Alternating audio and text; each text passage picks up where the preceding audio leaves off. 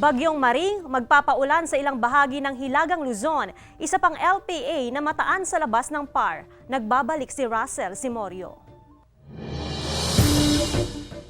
Kumikilos sa bilis na 10 kilometers per hour ang Bagyong Maring na nasa loob ng Philippine Area of Responsibility. Ito ang pangalawang bagyo na pumasok sa bansa ngayong Oktubre. Batay sa forecast track ng Pag-asa, inaasahan na lalapit ito sa Northern Luzon sa Lunes na magdadala ng mga pag-ulan.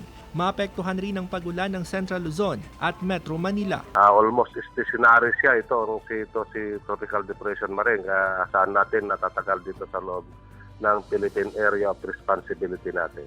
Bukod sa Bagyong Maring, may isa namang low pressure area na namataan 1,530 kilometers east ang layo sa Aurora. May tsansa rin itong maging ganap na bagyo ayon sa Pag-asa. Tuwing tag-ulan, problema umano ni Mang Jose ang mga stagnant water na pinamamahayan ng lamok na posibleng magdala ng dengue. Yung mga sukal na yan malinis. Kahit isang lamok lang, kung talagang matinding tama nun, didinggin na agad.